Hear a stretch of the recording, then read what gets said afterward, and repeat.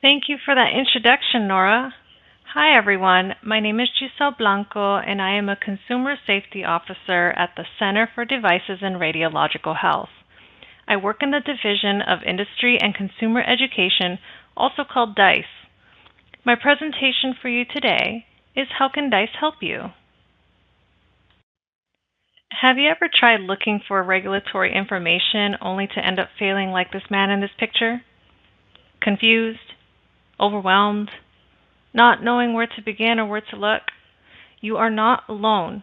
And today, I am here to tell you that there are resources out there to help you make sense of regulatory information applicable to medical devices. If there was one thing I want you to take away from this talk, it is that DICE is available to assist you.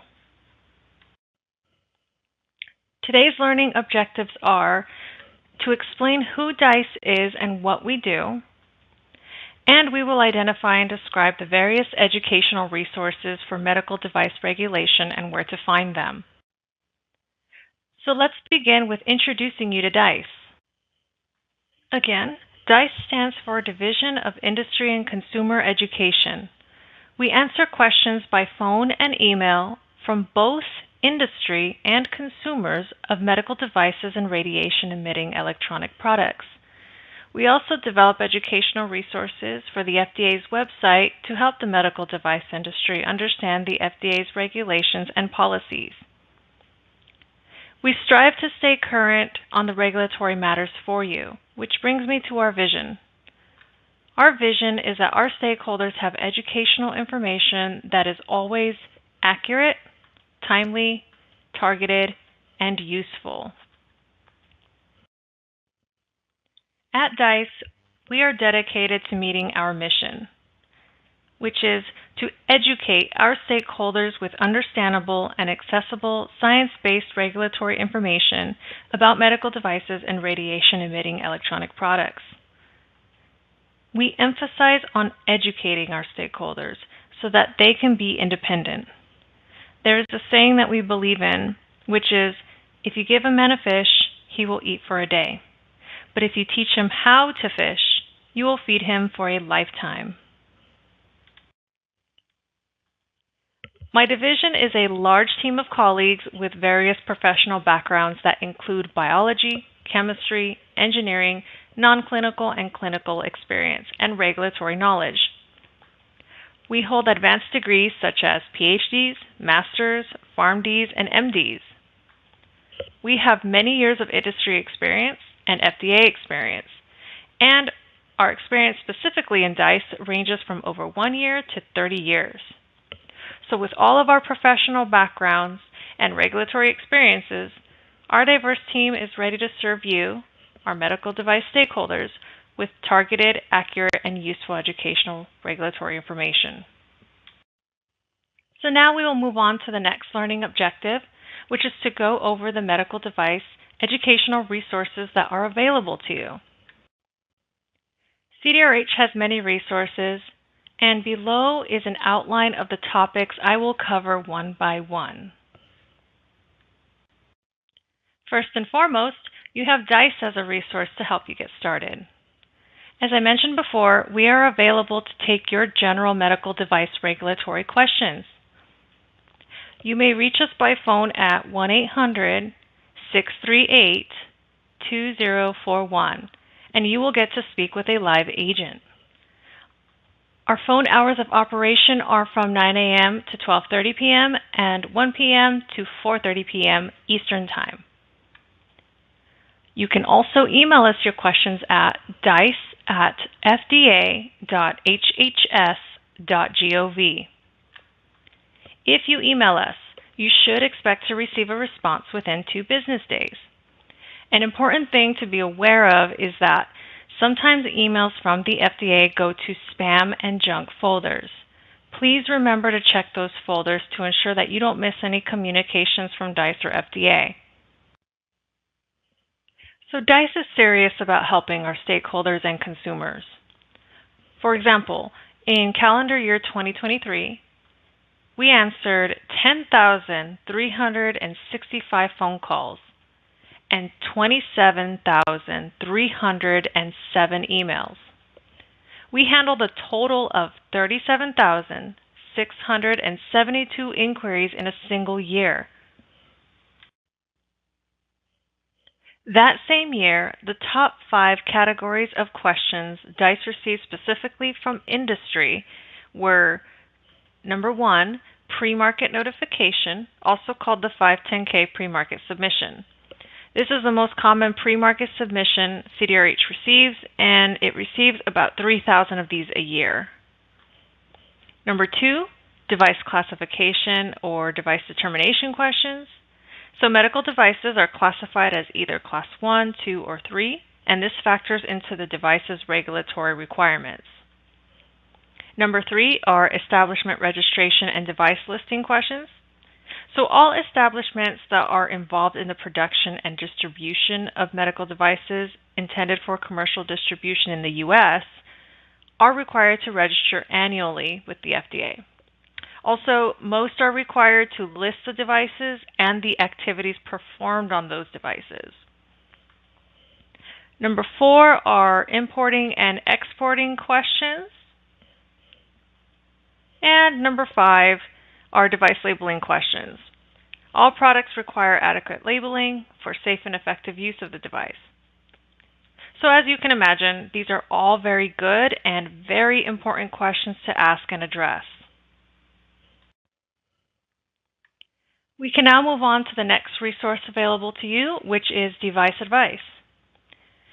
Device Advice is a web page that houses CDRH's text-based resources that provide you regulatory information explaining medical device laws, regulations, guidances, and policies across the entire product life cycle. Within Device Advice, there are over 300 pages of information. Now, if you're thinking, oh my goodness, I have to read over 300 pages, don't panic. The content is divided into about 30 categories, and many of those categories might not apply to you or your device. This is a screen capture of the Device Advice main page. On the bottom right of the screen, where the blue arrow points, you will see the links to common device pre-market topics. The blue arrow is now on the left side of the web page, pointing to a list of additional topics. For your awareness, many Device Advice web pages will have additional content listed on the left side of the page, as shown in this example. Let's now talk about the next resource available to you, called CDRH Learn. If you are a visual-based learner, then CDRH Learn is for you. This web page houses our video-based learning modules that address medical device and radiation-emitting product laws, regulations, guidances, and policies. The types of modules are made of DICE-led presentations and how-to guides, as well as recorded CDRH-led webinars. Many of these modules include printable slides and transcripts. As of April 1st this year, there are at least 333 modules available on this page. This picture is to show you that the modules are organized by categories. If you click on the downward arrow on the far right side of a category, it will expand the box to display the different topics within. At this time, there isn't a search feature to quickly find a video, but there is a plan to include this in the future. So for now, you may choose to use the Find and Page feature within your browser to search by keywords. Up next is the CDRH Events. The CDRH Events webpage will list this year's sponsored and co-sponsored webinars, town halls, meetings, and workshops, all hosted by CDRH. Within the CDRH Events webpage, you may browse or use the search feature for topics and events that interest you. If it is a future event, you may click on the link to learn more about it and register. If the event has already passed, you may still click on the link to find the recorded presentation. Moving on to your next informational resource are guidance documents. Guidance documents describe the FDA's current thinking on a topic and can be viewed as recommendations unless specific regulatory or statutory requirements are cited. Guidance documents are an incredible resource because they include so much information and answers to common and specific questions that we receive at DICE. Many will provide instructions, a frequently asked questions section, decision-making flowcharts, and example situations. Topics in a guidance document may be device-specific or cross-cutting for a particular scientific topic area. For example, topics can include guidance on preparing a pre-market submission, the design, production, labeling, manufacturing, and testing of a medical device, on clinical studies, guidance on inspections, and enforcement policies. Just to give you an example, the image shown here is a capture of the guidance document titled Electronic Submission Template for Medical Device 510K Submissions. This is a great example of a cross-cutting guidance as it applies to all electronically submitted 510Ks. This image shows the guidance titled Soft Hydrophilic Daily Wear Contact Lenses, Performance Criteria for Safety and Performance-Based Pathway. And it is a great example of a device-specific guidance applicable specifically to soft daily wear contact lenses. If you are wondering if the FDA has a database of guidance documents, the answer is yes. And you may access it by going to the link provided in the bottom left corner of this slide. In addition, many device advice web pages will provide links to relevant guidance documents, usually under a resources section. So the image shown here is a clip from the database's webpage. You may use this database to search for guidance documents using keywords. You also have the option to apply any filters so that you may narrow your search results. Now, while I always recommend you conduct multiple searches using a variety of keywords, sometimes there might not be a guidance document for a specific device or topic. And for those cases, you would refer to the Code of Federal Regulations, or CFRs, and you may refer to any applicable FDA-recognized consensus standards. But, however, for time's sake, I will not be discussing these two topics today. Our next resource is subscribing to CDRH. Sometimes regulations and policies change as new information becomes available, or sometimes an event will be announced, or maybe a new guidance document that applies to your device has just been published. The fastest way to get new information that may apply to you and your medical device is by subscribing to CDRH's email list. Some popular ones are CDRH Industry, CDRH New, and there are several others to choose from, and note that you could unsubscribe at any time. We've now come to our last informational resource for today, which is the Q Submission Program. If you are wondering what the Q stands for, it is short for question. There are 9 types of Q submissions. However, we will only focus on the one called pre-submission, as it is applicable to most pre-market questions. The pre-submission is not to be confused with pre-market submission, such as a 510K, PMA, or de novo. The pre-submission is a way to interact with the FDA early and regularly to ask questions about a planned pre-market submission.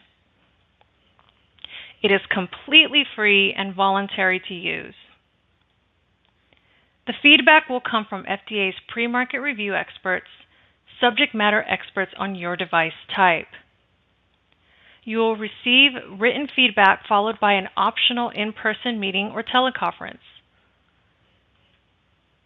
The FDA's goal to provide you written feedback is by day 70 from the day your pre-submission was received. And if you requested a meeting, the goal is to meet by day 75.